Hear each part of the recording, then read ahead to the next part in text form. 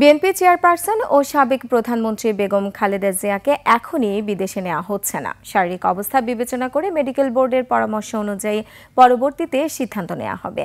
বিকেলে এভারকেয়ার হাসপাতালের সামনে ব্রিফিংয়ে বেগম জিয়ার ব্যক্তিগত চিকিৎসক AZM জাহিদ হোসেন আরও জানান, বিএনপি চেয়ারপারসনের চিকিৎসা সেবায় সর্বোচ্চ গুরুত্ব দেওয়া হচ্ছে। সিরাত আল মুস্তাকিমের সহায়তায় শফিকুল ইসলামের রিপোর্ট। লিলি বিউটি সোপ, যার অ্যান্টি এজিং গুণ তারুণ্য ধরে রেখে ত্বকে করে উজ্জ্বল। তারুণ্যময় উজ্জ্বল ত্বকের জন্য রিমার্ক। 2 সপ্তাহ ধরে রাজধানীর এভারকেয়ার হাসপাতালে চিকিৎসাধীন সাবেক প্রধানমন্ত্রী বেগম খালেদা জিয়া। শনিবার বিকেলে তাকে দেখতে হাসপাতালে আসেন বিএনপির ভারপ্রাপ্ত চেয়ারম্যান তারেক রহমানের স্ত্রী ডাক্তার জুবাইদা রহমান। এর ঘণ্টাখানেক পর বেগম খালেদা জিয়ার চিকিৎসা সংক্রান্ত বিষয়ে প্রেস ব্রিফিং করেন তার ব্যক্তিগত চিকিৎসক ও বিএনপির স্থায়ী কমিটির সদস্য ডাক্তার AZM জাহিদ হোসেন।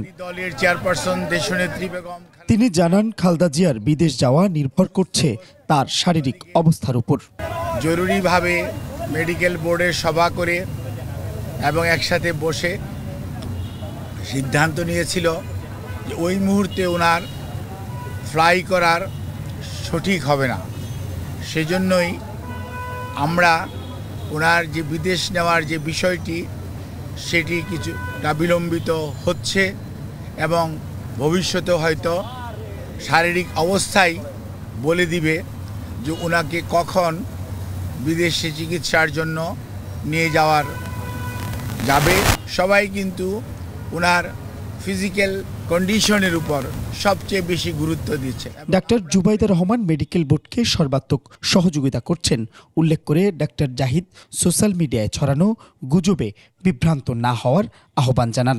যখনই ওনাকে বিদেশ নেওয়ার জন্য মেডিকেল বোর্ড যথোপযুক্তভাবে তৈরি মনে করবেন, শারীরিকভাবে মনে হবে যে ওনাকে সেফলি ট্রান্সফার করা যাবে।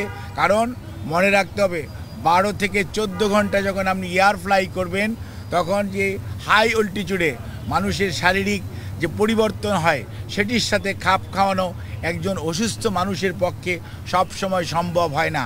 কাজে এই জিনিসটি খেয়াল রেখে আপনারা দয়া করে বিভ্রান্ত হবেন না, দয়া করে কেউ বিভ্রান্তি ছড়ানোর চেষ্টা করবেন না। মেডিকেল বোর্ড সাবেক প্রধানমন্ত্রী খালেদা জিয়ার সুস্থতার বিষয়ে আশাবাদী বলেও জানান ডাক্তার AZM জাহিদ হোসেন।